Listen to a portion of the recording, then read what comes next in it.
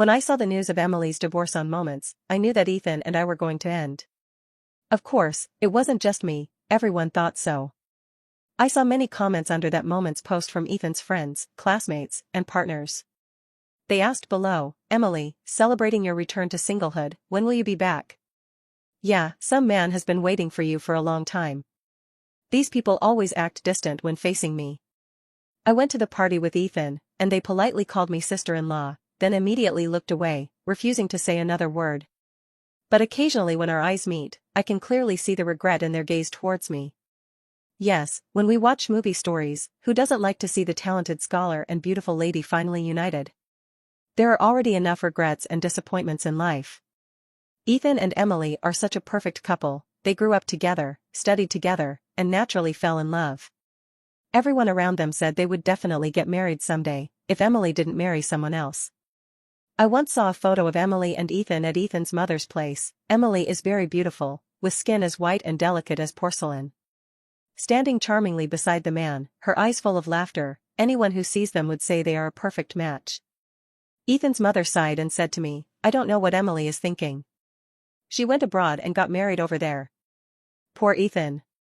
When she said this, she stopped talking, but I knew she wanted to say that poor Ethan lost his true love and then muddled through marrying me. To him, she was a former lover, a scar that has already healed. He wouldn't deliberately mention her, nor would it hurt, but thinking of her still made him lose focus.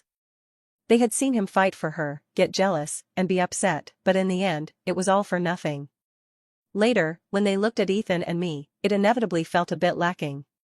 It's not that Ethan treats me badly, he is a very decent person who always shows me the full respect I deserve as his wife, no matter where we are.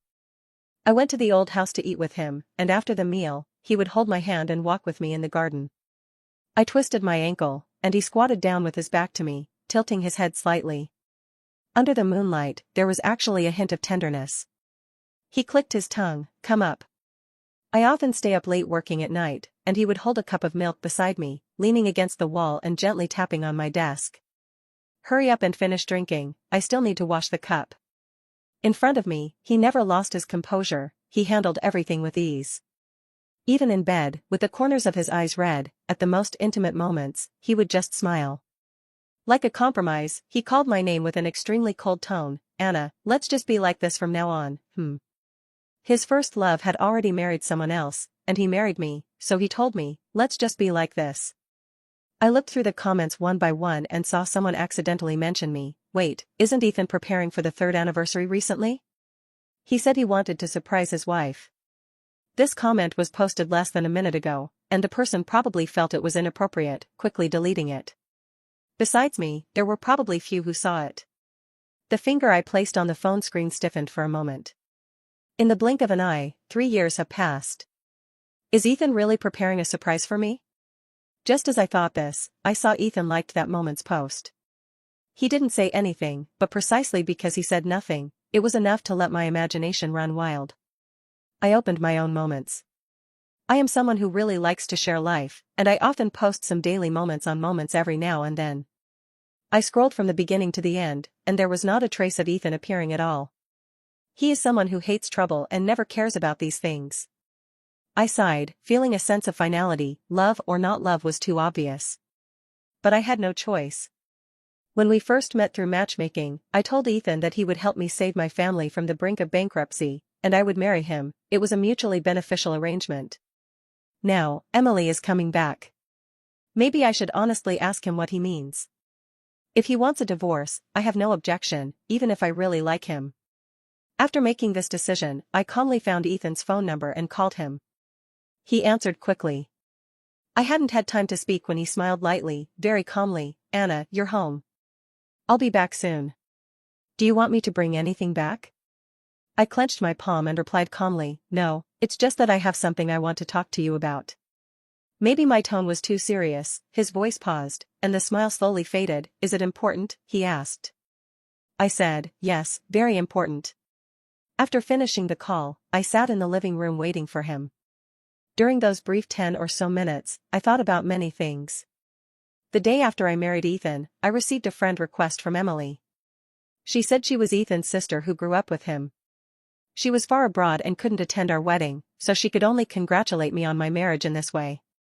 She said she was very sorry. At that time, I didn't know she was Ethan's unforgettable first love. I politely replied with a thank you.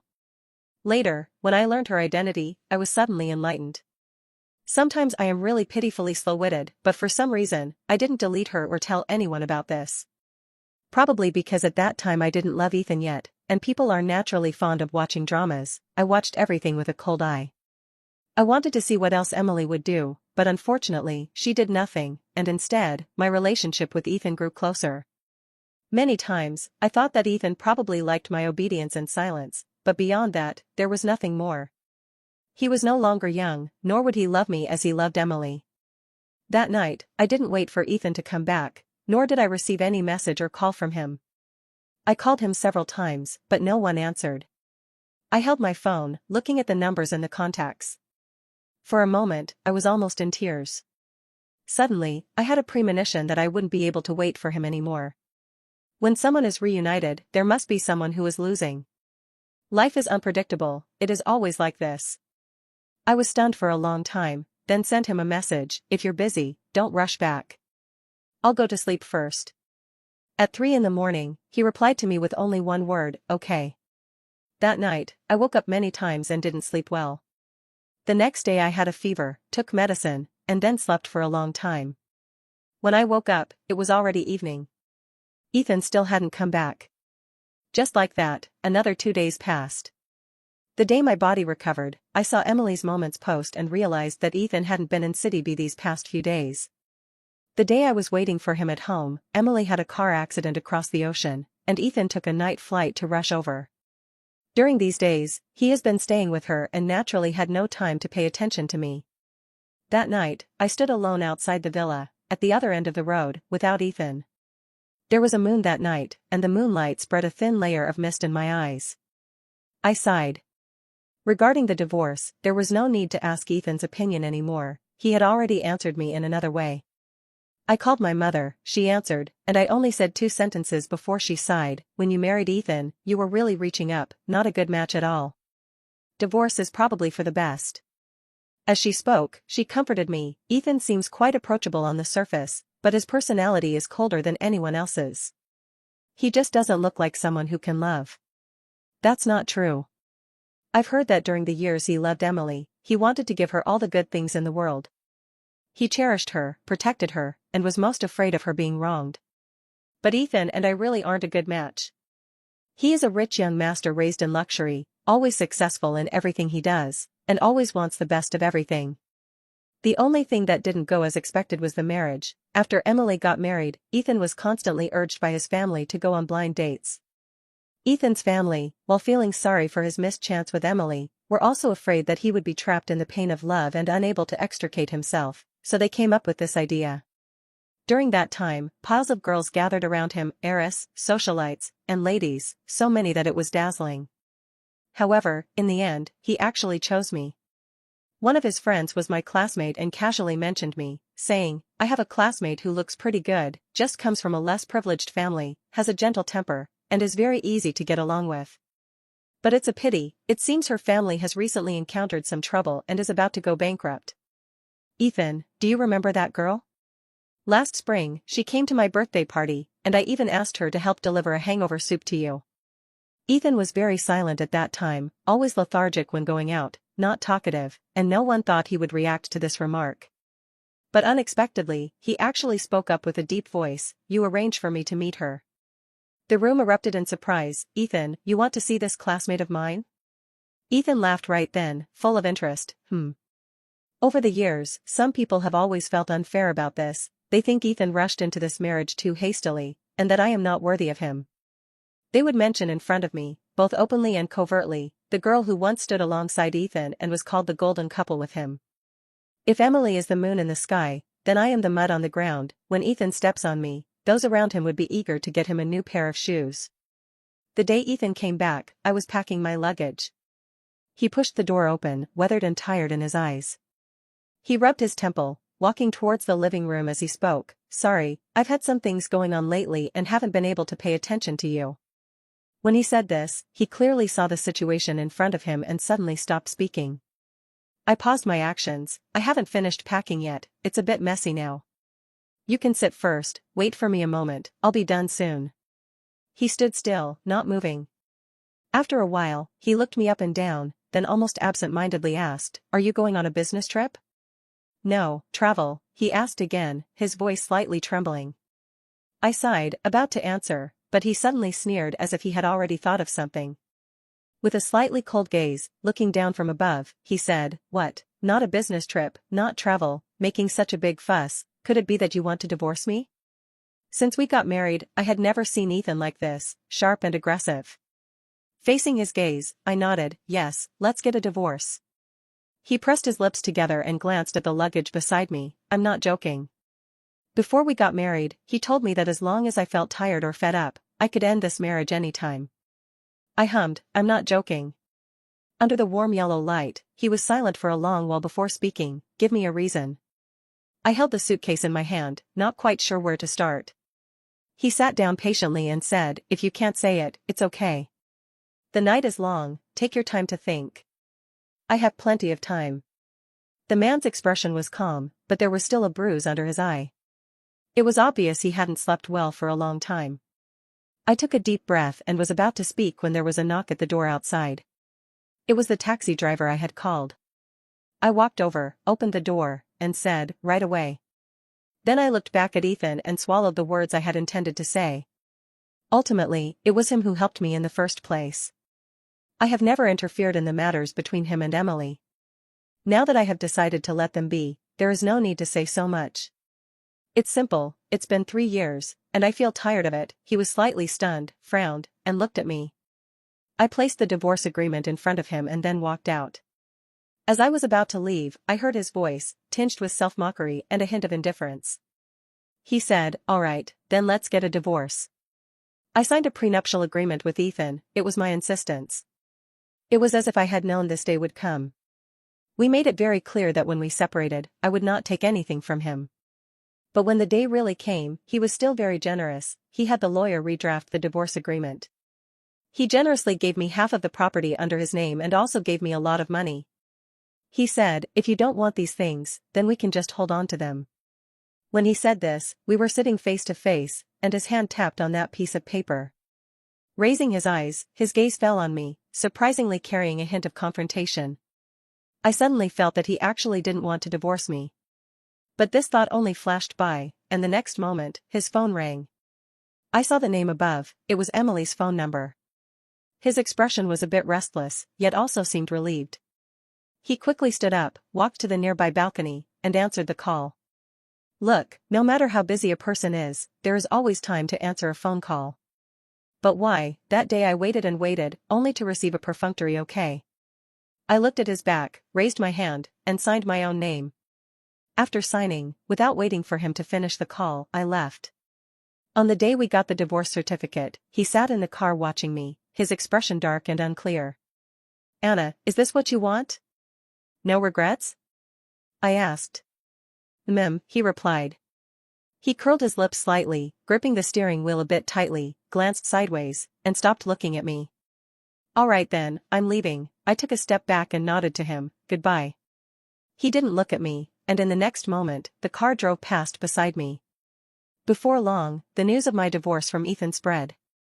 I heard that on the day of Ethan and my 3rd anniversary, a group of them brought some things and rang Ethan's doorbell.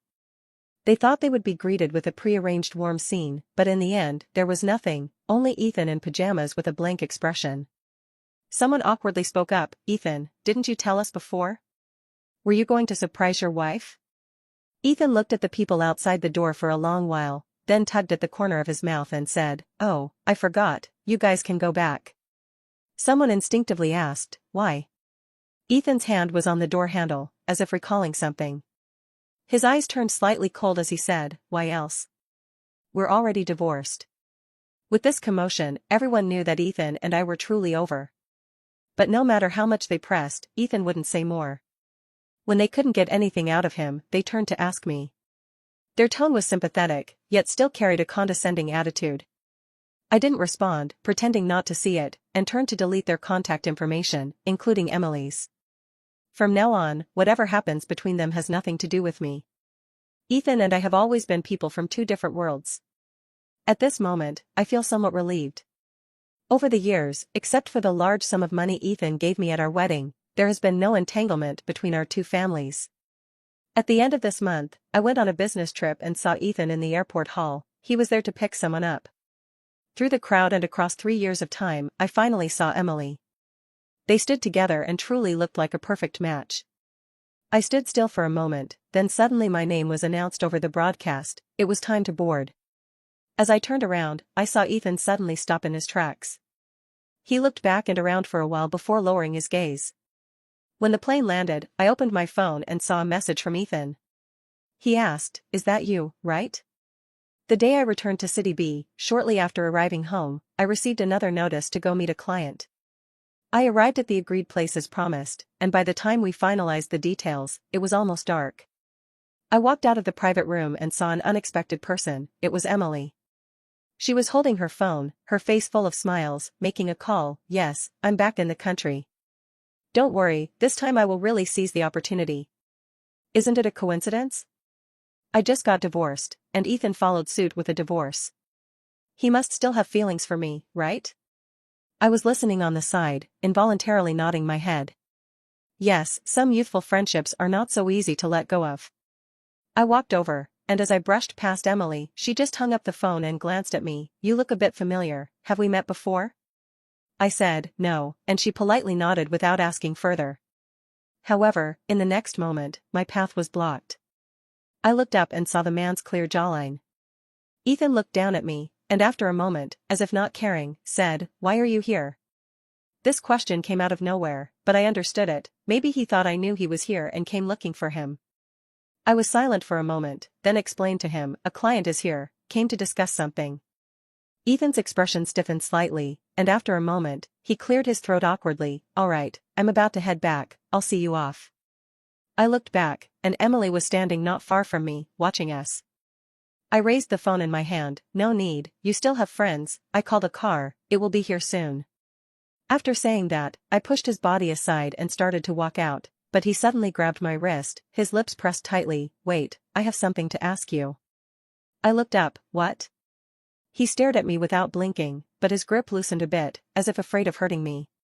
"What you said that day, it wasn't true, right?" I was stunned for a moment, then suddenly realized he was probably referring to the sentence I said. "I'm tired of it." "What difference does it make now? We're already divorced." After saying that, I pulled my hand away from his and walked outside. Later I found out that day, they were having a welcome party for Emily. However, after seeing me, Ethan's enthusiasm inexplicably faded a lot. He sat for only a short while before making an excuse to leave. The sun rises and sets like this, and I never expected that for a long time afterward, Ethan and I would not see each other again. At the end of this month, I got the opportunity to go abroad for an exchange study. On the second day after arriving in a foreign country, I was walking on the street and lost my phone and wallet. I got a new phone number and applied for a new WeChat account. At 5 o'clock in the early morning that same night, I was half asleep when I suddenly woke up with a start. I opened my phone, and what appeared before my eyes was a photo of Emily coming out of Ethan's company. Netizens dug up her relationship with Ethan and also found videos and photos of Emily winning various awards in the international dance scene over the years. I saw someone mention me in the comments. "I heard Ethan was married before, is that true or not?" Soon, someone replied, "I have a friend in their circle, and I heard they are already divorced, with no feelings left on either side." Looking at these, my hand paused for a moment, and I suddenly thought that during the 3 years Ethan and I were together, no one ever sincerely wished us well. Everyone thought we wouldn't last. A few days later, I received a call from a friend. She told me, "Ethan has been going crazy trying to reach you these past 2 days. He said he couldn't get through to your phone, and he didn't know you had left." I thought for a moment and asked, "Did he say what he wanted to talk to me about?" My friend sighed. "I don't know, he didn't say.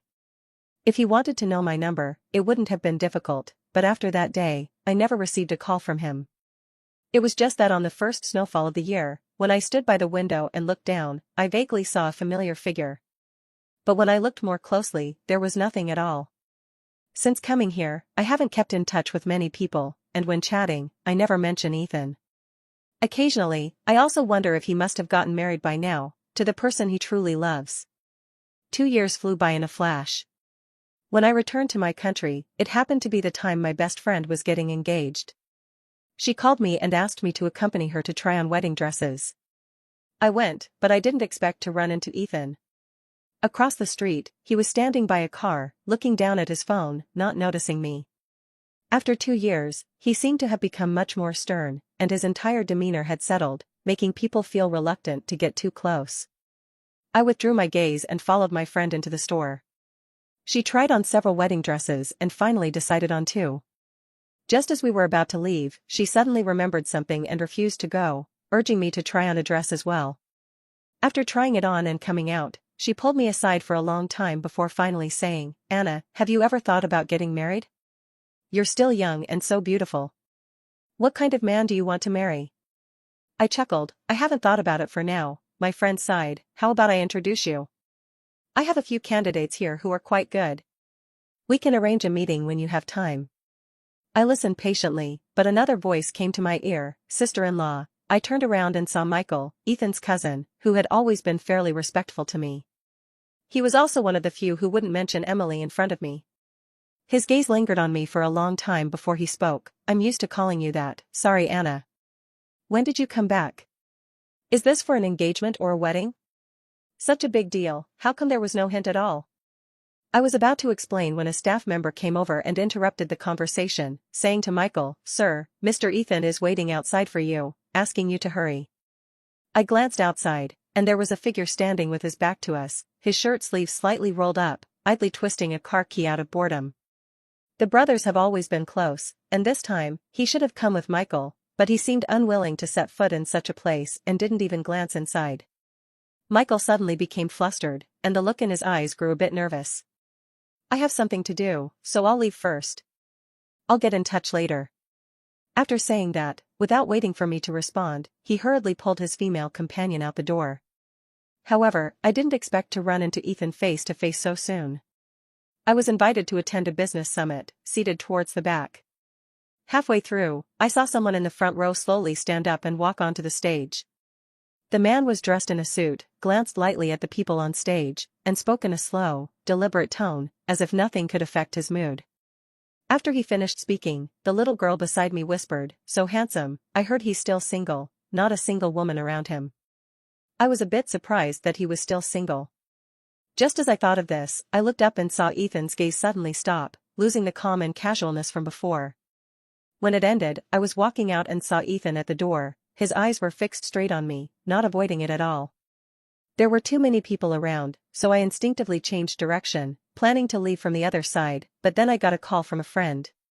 She asked me, "Are you free tomorrow? Come see the venue I chose." I smiled and said, "Engagement venue, okay, when you're free." After speaking, I hung up the phone and looked up, only to see Ethan's gaze nearby turn unusually cold. He looked at me, curled his lips slightly, said nothing, and then left. That night, I had just sat down at home when a familiar phone number appeared on my phone. I almost thought I was hallucinating. We hadn't been in contact for a long time, and today's meeting was just a coincidence. Now, he's calling me. Could it be that something has happened? I answered the call, and the moment it connected, I heard a man's voice on the other end, deep and hoarse, with a hint of drunkenness. He spoke almost bluntly, "Congratulations." I was silent for a moment. It seemed that Michael had already told him about that day, and he also thought that I was going to get engaged. I held the phone, not knowing what to say, and too lazy to explain to him that it was actually a misunderstanding, so I just responded with a hum. After I finished speaking, I heard him laugh softly, with no particular emotion, but with a hint of indescribable mockery. After a while, he took the initiative to hang up, took the phone away from his ear, and I saw the call duration displayed, 54 seconds, 2 sentences, and nothing else. I put down my phone, went to take a shower, and when I came out, I heard the phone ringing nonstop. I walked over, picked up the phone, and saw the call log. In just the short half hour, Ethan had called me 11 times. I suddenly felt like laughing. That guy of his is always calm, as if nothing in this world can leave any ripple in his heart. And now, he was so persistent, calling me more than 10 times. Just as I thought of this, the phone rang again. I looked at it for 2 seconds, answered it, and if I hadn't, with his attitude, I had no doubt that the next second he would appear downstairs at my home. "What's the matter?" I asked, but the other side was silent and said nothing. I felt a bit inexplicable and a strange anger rising, and couldn't help but speak. "You've made so many calls all night, what exactly do you want?" The man finally spoke. His voice was cold, and he spoke slowly, asking me, "Why didn't you answer the phone just now? Is there a man beside you? Are you with your fiancé?" 3 consecutive questions came at me, and I was momentarily stunned. So just now I hadn't answered the phone, and he thought I was doing something. I pursed my lips, a bit impatient. "What does it have to do with you?" As soon as I finished speaking, the sound of a lighter clicking came from the other side. Ethan smiled slightly, his tone somewhat serious but his voice was vague. "Is he richer than me? Does he treat you better than I do? You just want to marry him?" To be honest, if I had to answer these 2 questions, it wouldn't be difficult. There are very few people in the entire B city who are richer than him. During the 3 years we were together, I really couldn't find any faults with him. He would always stand up for me and support me unconditionally. Whenever I wanted to go somewhere, I just had to tell him once, and by the next day, he would have everything arranged perfectly, never being perfunctory. I held my phone, hesitating to speak, and Ethan remained silent as well. After a long time, he sighed. "You want a divorce because of Emily, don't you? You didn't even ask me what really happened before passing judgment on me. Anna, it's not fair for you to treat me like this." At this point, I don't know if it was my illusion, but the man's voice actually sounded a bit choked up. Realizing this, I felt a bit flustered and instinctively hung up the phone. I was almost certain that Ethan was drunk tonight. Under normal circumstances, he would never do such a thing. After I hung up, Ethan didn't call again. After his outburst, I found it a bit hard to fall asleep. I think I understand what Ethan means. He is bowing to me, explaining that he has some hidden reasons involving Emily. There was actually nothing between them. The divorce back then was my own stubborn decision, but I was young and didn't leave myself any room. I have been a very sensitive person since I was a child. I am the second child in my family. I have an older sister and a younger brother. My parents love me, but they don't invest too much in me, nor do they interfere too much in my affairs. When I was 12, I broke my dad's most beloved tea set. He said nothing and just turned around to buy a new set. But a few days later, when my sister made the same mistake, he would smile and pinch her nose, saying she never gave him a moment's peace. I grew up very carefully, trying not to cause any trouble. Later, I married and divorced Ethan, and I was also afraid of causing him any problems. I didn't dare tell him. I always heard others say we were mismatched, and I never dared to ask about anything related to Emily. When it came time for the divorce, I somewhat arrogantly thought to myself that I was such a considerate person, not asking or saying anything, just making room for your beloved. How reassuring it was. I always believed I didn't deserve this, torn between pride and inferiority. In the end, it made me awkward and unlikable. The next day, I woke up very early, went downstairs, and saw a car parked not far away. Actually, I had never seen this car before, but at that moment, as if I had a premonition, I walked over. I looked through the half-open car window and saw Ethan. His eyes were closed, leaning against the seat, his brow slightly furrowed, sleeping restlessly. For a moment, it even made me feel a bit sorry. It seems he had been here all night. Thinking of the 13 calls from last night, I pressed my lips together and ultimately did not wake him. After leaving the residential complex, I managed to get Michael's contact information after some effort, and then I called him. As soon as he answered the phone, he was the first to shout, "Sister-in-law." My voice faltered slightly, and I didn't have time to correct his form of address, so I asked, "How did you know it was me?" He was caught off guard, coughed twice, and after a while, he said, "About half a year ago, Ethan used my phone to call you, so I saved your contact." I didn't expect it to be such an answer. Half a year ago, I suddenly remembered that it was indeed the case. At that time I was taking a nap, and when I received that call, I was still groggy. I thought it was the express delivery I ordered a couple of days ago, said a few words casually, and hung up. The other side didn't say anything and just quietly listened to me. In the end, there was a soft "hmm." At that moment, I felt the voice was somewhat familiar, but I didn't think much of it. It turns out that person was actually Ethan. Michael saw that I hadn't said anything and added, "He wanted to call you 2 years ago." He looked at that number for 2 years, even I could memorize it, but he never dared to call. Just that, and it was still half a year ago. I really couldn't stand it anymore, so I dialed the number in front of him. It's hard to imagine that someone as strategic as him would also have moments of hesitation like this. I sighed, said I understood, and then asked him to come over and take Ethan away. Otherwise, if we just let him sleep like this, when more people come later, there's no guarantee someone won't post the photos online. Michael immediately agreed, okay, I'll be there soon. The next time I saw Ethan was several days later. After the impulse passed, he calmed down and made some inquiries. He quickly found out that I didn't have any fiancé at all, and as for the engagement, it was purely fictitious. Michael called me to complain, saying he had gotten into big trouble this time, and for the next half year or so, he was afraid he wouldn't have any free time. Ethan was angry at him for spreading rumors and assigned him several difficult projects. That night, I saw Ethan at my doorstep. He had shaken off his previous slump and looked much more composed. He called my name seriously, just like before, Anna. My heart tightened slightly. He stepped forward, lowered his eyes to look at me. It was my misunderstanding before, sorry. I was speechless for a moment, and only then did I finally look up at him. In the dim stairwell, the man's eyebrows and eyes were still handsome. He took a step closer, almost as if it was do or die, do you know? These years, I have missed you very much. I have never heard anything like this from his mouth before. For a moment, I was a bit angry and also a bit on the verge of tears. If I had heard it earlier, perhaps we wouldn't have come to this point today, and I would have understood that he did have some feelings for me. Then I wouldn't have left so decisively. It's strange, at this moment, my heart is unexpectedly calm, and I even have time to think about what he means to Emily. Even a perfect couple can end up with regrets, huh? As if he could see what I was thinking, Ethan furrowed his brows and said, she has been remarried for a long time. I was silent for a long time, then finally looked up at Ethan and said, none of this matters anymore. Even without Emily, Ethan and I might not have had a good ending. As others say, we were never from the same world to begin with.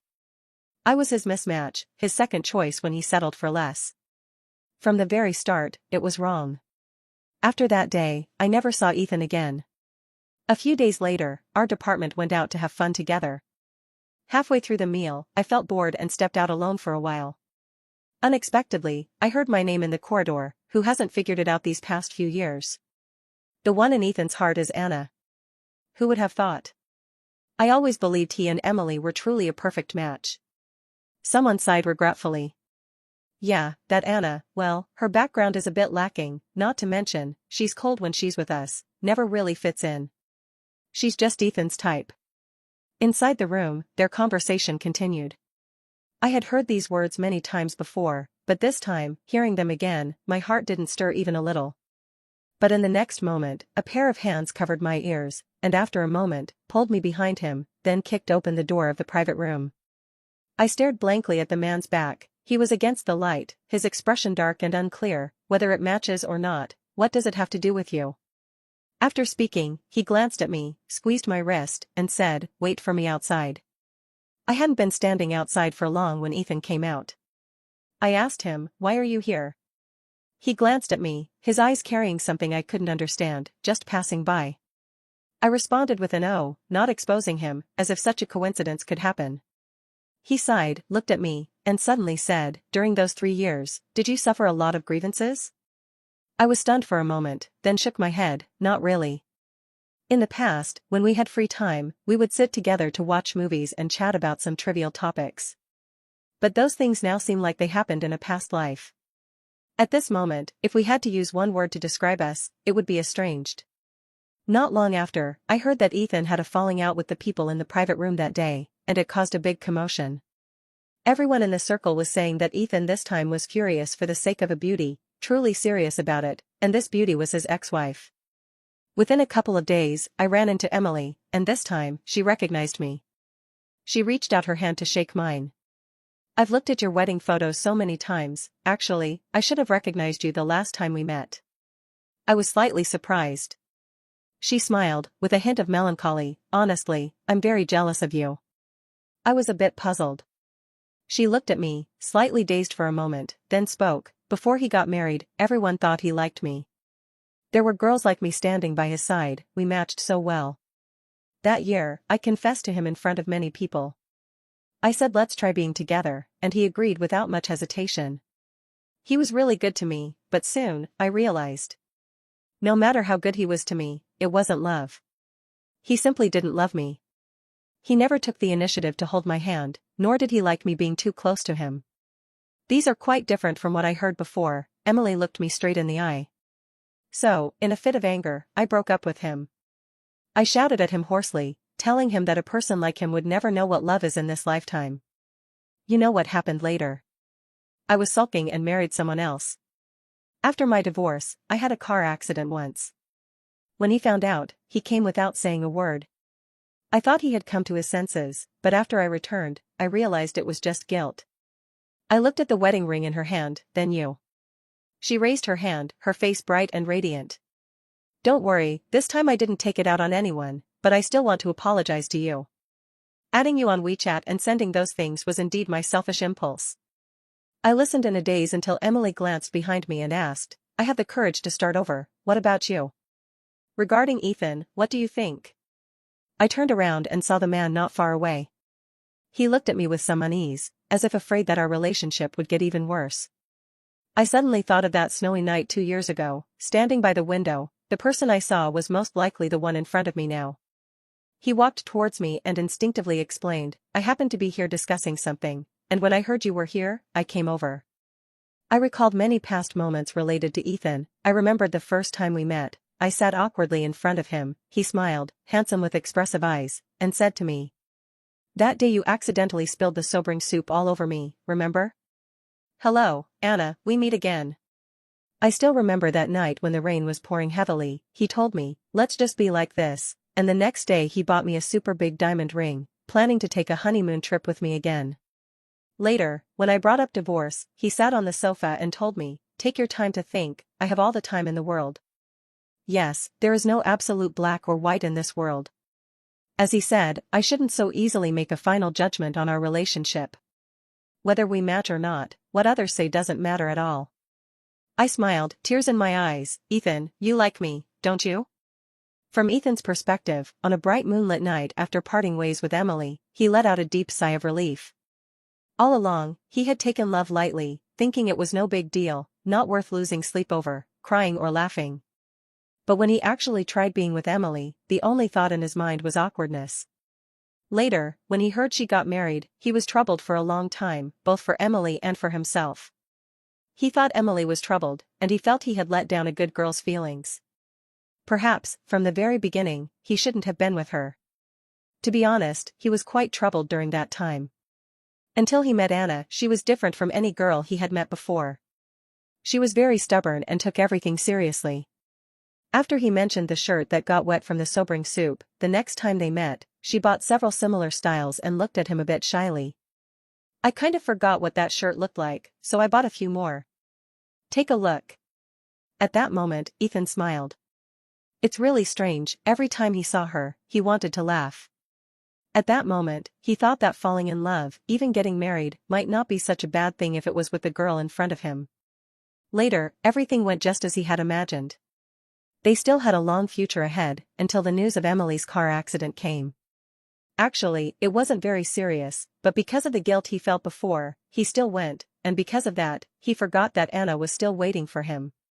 Many years later, that became his biggest regret, but at that time, he didn't think that much.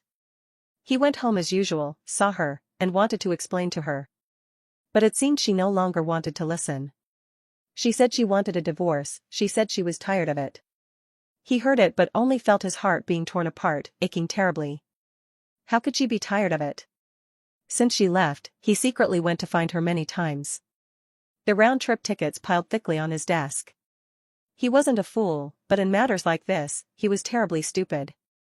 In the spring of the second year after she left, Emily got married and confessed to him. She said she had actually added Anna on WeChat. At that moment, Ethan suddenly had an epiphany and understood everything. It's not that she's tired of him, she has simply given up on him completely. There's no wall that doesn't leak, neglecting her was his fault. On countless nights, he wanted to rush to her and explain everything properly, but he always lacked a bit of courage. It's quite surprising, isn't it? He thought he was capable of anything, but in the end, he turned out to be a coward. However, fortunately, there are still many years ahead, and he can take his time. The story ends.